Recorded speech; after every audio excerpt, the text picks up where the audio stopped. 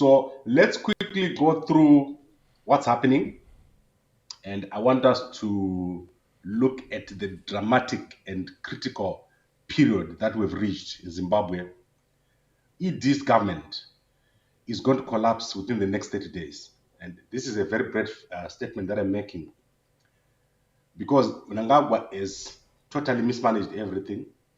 And I'm going to show you today what is happening in Zimbabwe. It's a critical period that we've reached. Mnangagwa's government is going to collapse within the next 30 days. And you can see that. Yay. Pashata. Paipa. Hanzi Hurumende Yava Mnangagwa Yapihwa Mazuva 30 arotera. 30 chineshona makumi matatu arotera. Saka tangai kuverenga ende tamatana nazvo pachitubu kuti tizvichengetere panapa. Kuitira kana zvazoitika tinodzoka panapa, kana zvaramba kuitika tinodzoka futi panapa.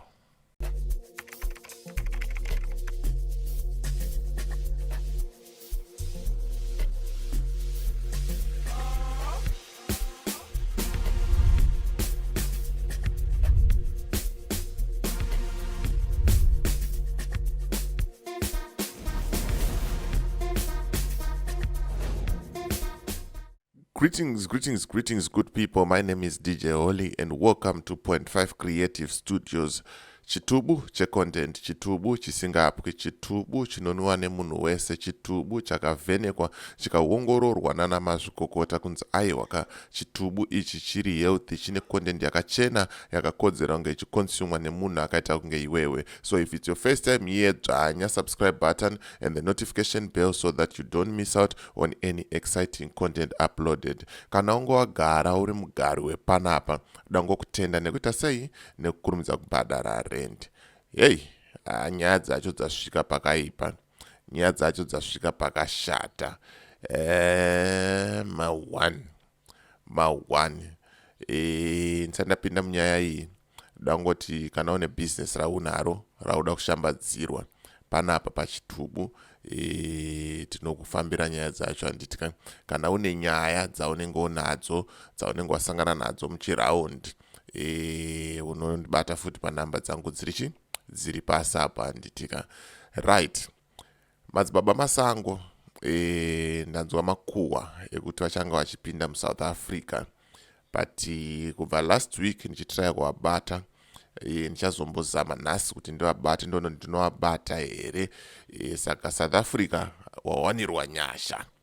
Namba dzamadzibaba masango ndo dziri kubudapo idzo. Batai madzibaba masango ipapo, muitirwe basa. Kana uchida kuloka partner yako, bata namba idzodzo. Kana uchida kurova go back to sender, bata namba idzodzo. Kana uchida kufambirwa nyaya dzako dzemweya kuti zvinhu zvako zvikuitire zviendekewo futi, bata futi namba idzodzo. Handitika right. Rega ndipinde munyaya yangu yandafambira zvamanje iyi.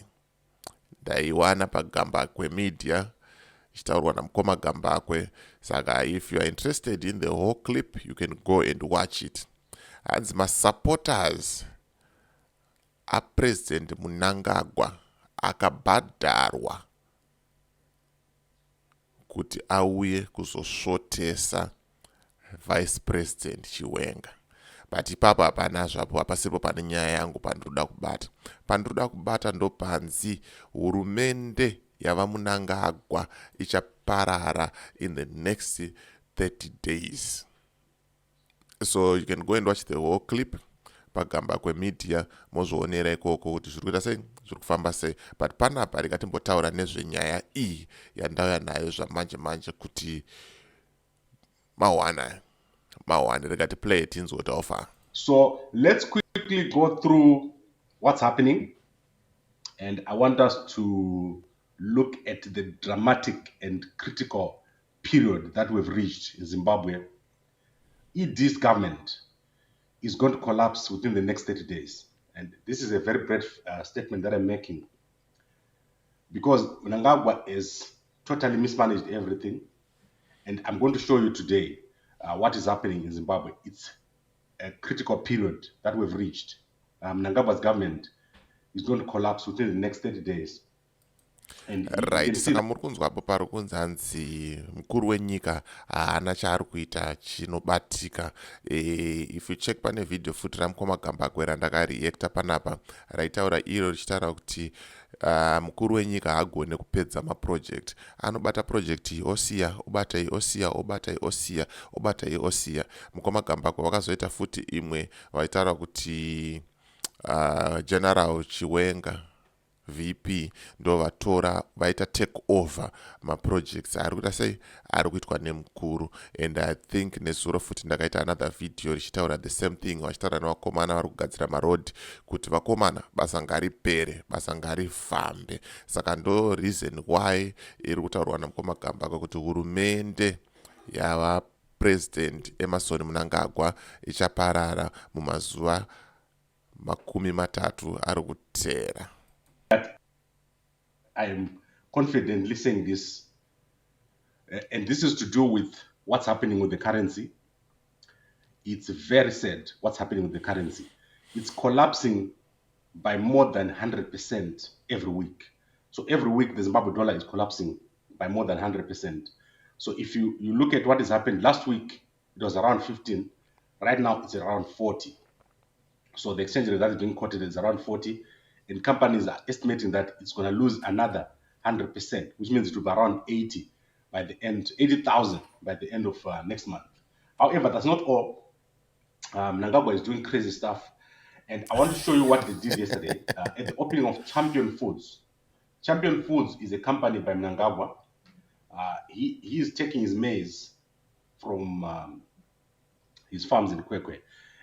Kambani iyi yavhurwa iyi yehupfu iyi kambani yemukuru wenyika.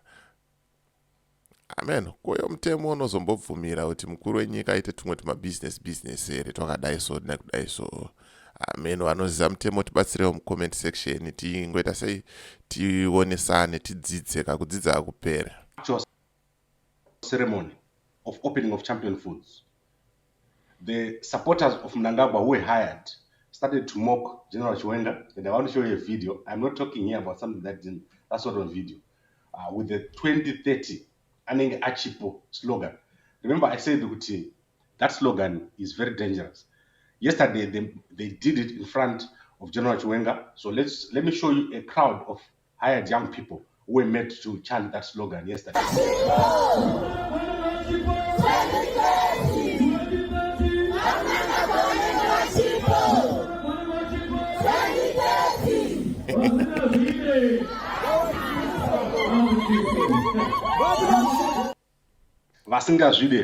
vasingazvide ngavabude muZimbabwe.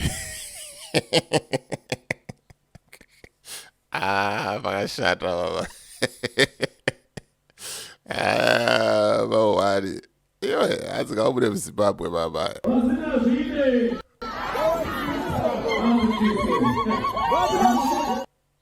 Vasingazvide pasinavo. This is a slogan that is aimed at General Chiwenga, who is next in line to be Zimbabwe president.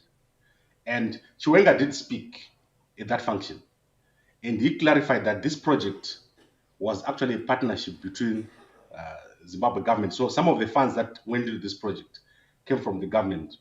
You can go and research how this farm is one of the farms that is receiving support from government. But Chiwenga spoke, and I want to show you what he said. We are gratified to note that this complex is a success story of public-private partnership. The indigenous people have money. Their dividends, we spend it locally. So we have a faster growth as a nation if indigenous people started to participate in the industry. Right, so this is an important event that happened yesterday. You need to watch what's happening with ZANU-PF. Everything is going to happen in ZANU-PF, and everything is going to happen within a very short space of time, and everything is going to happen very, very quickly. If you look at the people that were there, Anna Chivayo, they attended here, and but tatenda kumberi kwenyaya yevanhu vakaatenda the event. manzwa chitaura chinzi famu rapresident riri kukwekwe. It's one of the farms rinowana rubatsiro kubva kuhurumende. Just a few pictures. Chivayo, and I think there were some ministers here. Machaka, if I'm not mistaken, is over there. And then I do not know who these guys are. My investors. We had the actual milling plant. This is a very small milling plant. There's not much happening here. It's like a little thing. It's not big, this thing. I've seen factories before, and they're not big.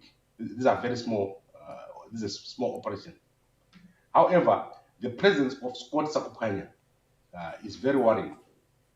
Because, as I said, Scott is actually currently implicated in the murder of Pastor Masai.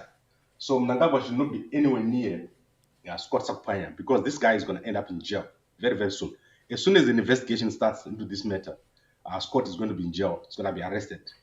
But what I realized is that people are avoiding Scott. He's is a lone figure. No one wants to be associated with him, and they were not giving him prominence over there. It's starting. So Scott must be very careful. He must deal with that issue. If he's not the one who sent Hanzi Scott Sakupanya anoona kusungwa as soon as my investigations atanga panyaya yerufu rwapastor or bishop Masaya vakashayika kumabvuku. Zviri kunzi, hazvisi kunzi ndizvo zvakaitika, but zviri kunzi, zviri kufungirwa kunzi Scott Sakupanya ane chekuita sei chekuita. Saka Hanzi anofanira kuzvichenura, ozvichenesa. But takanzwa madzibaba eshanduko achitaura kuti banga rakatengwa, rakaurayiwa, yakashandiswa kuuraya munhu, rakatengwa naScott. Hamene kuti umboo hwawo wakahuwana kupi, but clip racho riripo panapa, munogona kuenda munozvinzwira mega madzibaba eshanduko achitaura kuti Scott Sakupanya ndiye akauraya munhu, akatuma vanhu, akatenga banga, akabhadhara vanhu. Saka ndonyaya iri kutaura kunzi nowadays, mazuva ano vanhu veZANU-PF vakuzvisa kure naScott Sakupanya, because havasi kuda kunzi vanzi vari kuyanana naye nenyaya iyoyi. Handiti saka rikatinzwa pamberi apo kuti zvakamira sei. those people to kill Pastor Masai. He must cause an investigation and clear himself. Otherwise, he's the one who's going to be responsible. People cannot keep ignoring the death of Pastor Masai during a campaign in Scott Sakupanya's constituency. This is a very dangerous situation which needs to be sorted out very, very quickly. And when I say this, I'm saying this with a lot of pain in my heart. You cannot have someone dying in a constituency and no investigation taking place at all. So I will keep repeating this. As soon as I see Scott anywhere, I will repeat the fact that Pastor Masai was killed. So every day I see Scott, that is going to be my statement, the next statement. So let's go to other news. I want to quickly run through the news here. 2030 Anenge Yaparara, Mnangagwa's government in a lot of trouble. Mnangagwa's projects are not scalable. So you do a little bit of maize, you do milling, it's not scalable because there's a drought in Zimbabwe. And currently there's a shortage of maize. We're importing maize. Maybe Mnangagwa is hoping that when he imports the maize, then he'll take it directly to Champion Foods and mill it. But this is not a successful business. This is going to fold. You will see it won't last, this business of milling. And it's not as big as they are claiming it to be. This is because a president should not be in the business of milling. Mnangagwa should be focusing on the currency. And this is what is going to remove Mnangagwa from office. The currency, the weak currency. That's how Mnangagwa is going to leave office, because the currency is so weak and it's collapsing on a daily basis. Right. Mazvinzwira mega zvikanzi aiwa kamukuru wenyika angaite bhizinesi rezvigayo here rekugadzira upfu. Aiwa anofanira kunge achifokasa achitaisa pfungwa dzake dzese nesimba rake rese pakugadzira upfumi hwenyika, kwete kuvhura makambani ehupfu.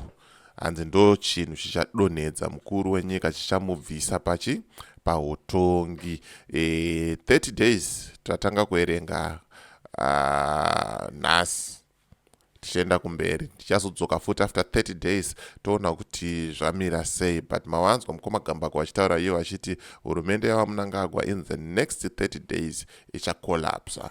Saka takamirira video rino richange riri panapa, tichita sei tichizongoridzokera futi kana zvaitika, kana zvisina kuitika todzoka futi panapa handitika. So ndo nyaya yanga ndaita sei ndakuunzirai zvamanje. As for me, DJ Holly and the rest of the crew behind the scenes, tokuti it's bye for now. Ngatisangane muvidhio rinotevera.